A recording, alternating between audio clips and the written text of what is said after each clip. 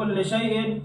نحن نشكر الله تبارك وتعالى على أنه اختارنا واصطفانا جميعا للمشاركة في هذه الدورة التدريبية الثالثة المنعقدة في رحاب هذه الجامعة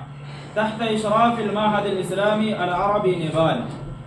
وأتاح لنا هذه الفرصة السعيدة الذهبية لتعلم اللغة العربية وتعليمها في هذه البيئة الصالحة.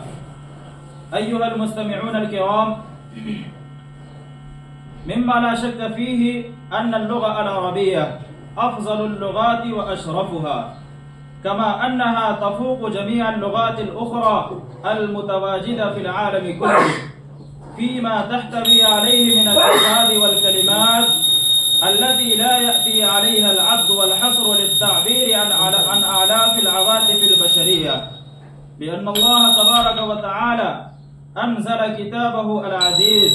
القرآن المجيد بهذه اللغة الكريمة الميمونة أيضا، فكفى بها عظمة وزاعت عظمتها وكرامتها إلى العالم كله. أيها الإخوة الكرام، إنها تشتد الحاجة إلى هذه اللغة المباركة خصيصا بالنسبة للدارسين في المدارس الإسلامية، فإن فهم مرادات الله تعالى ومعنى الأحاديث الشريفة والتفقه في الدين يعتمد كليا على المهارة التامة والبراعة الفائقة في هذه اللغة العربية، وهذا غني عن الوصف والبيان، لأن من لم يعرف هذه اللغة الكريمة فإنه لا يستطيع فهم الكتاب والسنة ولا على إفهامهما، مع أنهما مصدران أساسيان للشريعة الإسلامية الغرة. ولذا هذه الجامعات والمدارس الإسلامية الشائعة في البلاد غربا وشرقا جنوبا وشمالا التي تقوم بتدريس العلوم الإسلامية قد بذلت جهودا مشكورة في تعليم اللغة العربية وآدابها ونشرها